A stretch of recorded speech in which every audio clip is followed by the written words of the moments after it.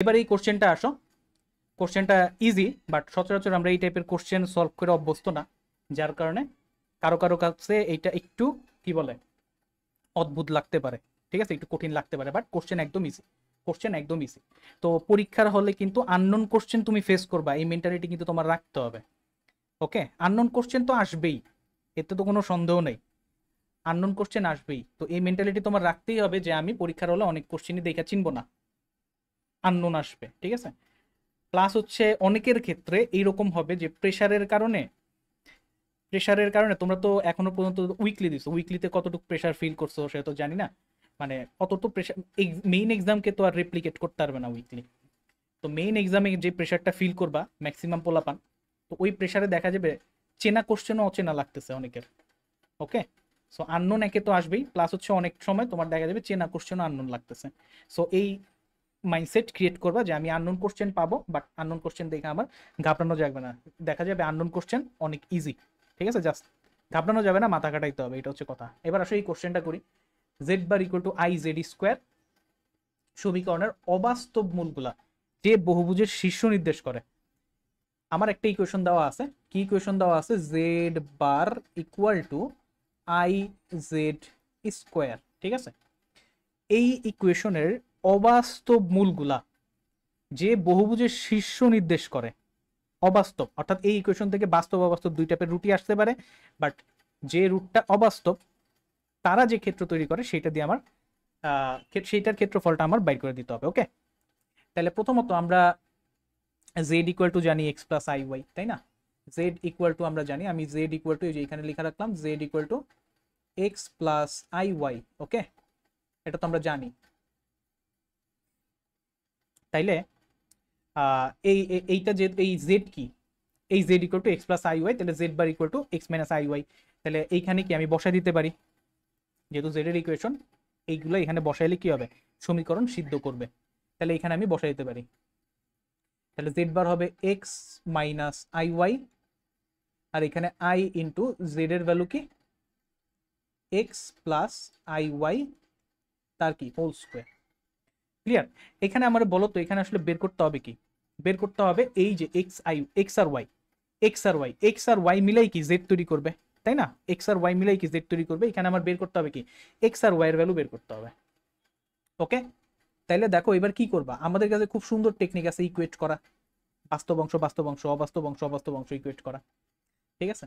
তাহলে এটাকে ই করে দাও, এক্সপ্যান্ড করে দাও, তাহলে এই square plus two x y i, আর এখানে কি আসবে i y whole square, i স্কোয়ারের value minus one y square. Okay, তাহলে এইখান থেকে আমরা কি করতে পারি দেখো তো, এক্স মাইনাস আই ওয়াই, এই জায়গাতে আই ইন্টু আই কি আই স্কোয়ার মাইনাস ওয়ান, তার মানে এটা আসবে মাইনাস টু এক্স ওয়াই, আর এইখানে কি থাকবে দেখো তো X square minus Y square, সাথে কি একটা আই, তাহলে এখানে একটা আই থাকবে, এখানে থাকবে x square minus Y square.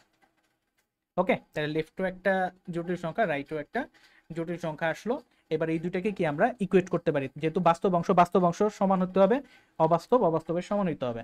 তাহলে এই এক্স ইকুয়ালটা আমি কি লিখতে পারি, minus two x Y. Okay, X equal to লিখতে পারি মাইনাস টু এক্স ওয়াই, আর হচ্ছে এইখানে কি মাইনাস ওয়াই ইকুয়াল টু কত আসবে, X square minus Y square, এখান থেকে আসবে minus Y equal to X square minus Y square. এই হচ্ছে আমার দুইটা ইকুয়েশন। ওকে, এই হচ্ছে আমার দুইটা ইকুয়েশন আসলো। এবার এইখান থেকে হচ্ছে আমার এক্স ওয়াই বের করা লাগবে। ওকে, এখান থেকে আমার এক্স ওয়াই বের করা লাগবে। তাহলে চলো দেখি বের করি। দেখো এইখান থেকে প্রথম যে তোমার সমীকরণটা আছে, প্রথম যে সমীকরণটা আছে এখান থেকে আমি কি পাই, এখান থেকে আমি পাই x plus two x y equal to কি জিরো। তাহলে এখান থেকে এক্স কমন নিলে কি আসতেছে, এক্স কমন নিলে ওয়ান প্লাস টু ওয়াই আসতেছে ইকুয়াল টু জিরো। তাহলে এখান থেকে আমি কি পাইতেছি, এক্স এর ভ্যালু একটা আসতেছে জিরো, ওয়াই এর ভ্যালু আসতেছে হচ্ছে মাইনাস হাফ, ঠিক আছে। এক্স এর ভ্যালু আসতেছে জিরো, ওয়াই এর ভ্যালু আসতেছে হচ্ছে মাইনাস হাফ। এবার আমি এক্স এর ভ্যালু জিরো এই জায়গাতে বসাবো, বসায় দেখবো ওয়াই এর ভ্যালু কি কি আসে, ঠিক আছে। দেন ওয়াই এর ভ্যালু মাইনাস হাফ এখানে বসাবো, দেখবো এক্স এর ভ্যালু কি কি আসে, দেন আমি ডিসাইড করব যে হচ্ছে আমার পয়েন্টগুলা কি কি হবে। ওকে, তাহলে এক্স এর ভ্যালু এখানে বসাও, এক্স এর ভ্যালু যদি এখানে বসাই তাহলে minus Y equal to X এর ভ্যালু বসাইলে এটা আসবে 0 মাইনাস ওয়াই স্কোয়ার। তাহলে এখান থেকে আমি কি পাই, y square minus Y equal to 0। তাহলে এইখান থেকে আমি কমন নিলে কি পাই, y into y minus 1 equal to 0। তার মানে ওয়াই এর ভ্যালু আসতেছে 0, ওয়াই এর ভ্যালু আসতেছে 1। তাহলে দেখো তো এক্স এর ভ্যালু যখন আমি 0 বসাইছি, এক্স এর ভ্যালু যখন আমি 0 বসাইছি, তার জন্য আমি কি এই দুইটা পয়েন্ট পেলাম। তাহলে দেখো তো আমি যদি এক্স কি কি পাইলাম, দেখো পয়েন্টগুলো 0 0, আরেকটা পয়েন্ট পেলাম কি 0 1। তাহলে এইটার জন্য আমার জটিল সংখ্যাটা কি হবে, 0 প্লাস আই 0। এইটার জন্য আমার জটিল সংখ্যাটা কি হবে, 0 প্লাস 1 আই 1, মানে 0 প্লাস আই, তাই না, আই ইন্টু 1 0 প্লাস আই।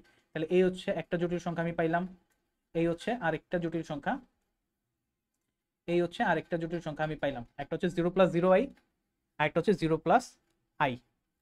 ওকে, এইবার আসো আরেকটা তো আমার পড়ে রয়েছে, ওগুলা বাইর করি। এবার দেখো, এবার দেখো আরেকটা তো আমার পড়ে রয়েছে, এই যে কোনটা পড়ে ছিল, ওয়াই এর ভ্যালু মাইনাস হাফ। তাহলে ওয়াই এর ভ্যালু এখন মাইনাস হাফ বসাও, দেখো এক্স এর ভ্যালু কি আসে, ওয়াই এর ভ্যালু মাইনাস হাফ বসাও। ওয়াই এর ভ্যালু মাইনাস হাফ বসাইলে লেফট সাইডে কত আসে, মাইনাস হাফ মাইনাস হয়ে যাবে প্লাস, ওই সাইডে এক্স স্কোয়ার থাকে আর এই সাইডে কি থাকে, মাইনাস হাফ না, তাহলে 1/4 থাকে। তাহলে এক্স স্কোয়ারের ভ্যালু কি আসবে, এই সাইডে নিয়ে গেলে হাফ প্লাস 1/4 কত আসে, 3/4, তাই তো, হ্যাঁ 3/4 আসে। তার মানে এক্স এর ভ্যালু কত আসতেছে, এক্স এর ভ্যালু আসতেছে plus minus square root of 3 divided by 2। অর্থাৎ আমি যখন ওয়াই এর ভ্যালু মাইনাস হাফ বসাইছি, ওয়াই এর ভ্যালু যখন মাইনাস হাফ বসাইছি, এই যে এখানে লিখে রাখলাম ওয়াই ইকুয়াল টু কত, মাইনাস হাফ। ওয়াই এর ভ্যালু যখন মাইনাস হাফ বসাইছি, তখন আমার কি আসছে, তখন আমার আসছে হচ্ছে plus minus square root of 3 divided by 2। তার মানে আমার কোঅর্ডিনেটগুলো কি আসবে, একটা কোঅর্ডিনেট আসবে square root of 3 divided by 2 comma minus half, যেটা আমার কোন জটিল সংখ্যাটা দিবে, এই যে √3/2 মাইনাস i/2। ওকে, ঠিক কিনা বলো, এই একটা দিবে, রুট দিয়ে লিখলাম। আরেকটা কি, আমার ওয়াই তো মাইনাস হাফই, বাট এখান থেকে আসবে কি minus square root of 3/2, minus square root of 3/2 comma minus half. তাহলে এখান থেকে আমার কোন জটিল সংখ্যাটা দিবে, এটা দিবে square root of 3 divided by 2, একটা মাইনাস থাকবে, দেন হচ্ছে এখানে মাইনাস i/2। এই হচ্ছে আমার আরেকটা জটিল সংখ্যা। ওকে, তাহলে আমারে বলছে অবাস্তব মূলগুলা যে এরিয়া তৈরি করে সেটার জন্য বাইর করা লাগবে, অবাস্তব মূলগুলা, অবাস্তব মূলগুলা যেটা আর কি দেয়। তাহলে দেখো এখানে অবাস্তব মূল, এটা অবাস্তব মূল, মানে আই আছে যেটা, সেটা কি অবাস্তব, এটা অবাস্তব, তার মানে এটা নিতে হবে। এটা অবাস্তব, এটাও নিতে হবে, এইটাও অবাস্তব, আই আছে, নিতে হবে। বাট এইটা কিন্তু নেওয়া যাবে না, এই যে এইটা কিন্তু নেওয়া যাবে না, কারণ কি এটা কি 0, 0 প্লাস আই 0 আকারে লিখছি, বাট এটা কি আলটিমেটলি 0, বাস্তব, বাস্তব। তার মানে আমার পয়েন্ট কিন্তু, আমার পয়েন্ট কিন্তু এই তিনটা, দেখো আমার পয়েন্ট কিন্তু জাস্ট এই তিনটা, এই পয়েন্ট হবে, এই পয়েন্ট হবে, এই পয়েন্ট হবে। তাহলে এইটার জন্য পয়েন্ট কি 0 1, এটার জন্য পয়েন্ট √3/2 কমা মাইনাস হাফ, এটার জন্য point minus √3/2 comma minus half. তিন বিন্দুগামী, তার মানে একটা ত্রিভুজ হবে, ত্রিভুজের ক্ষেত্রফল বাইর করতে হবে। ওকে,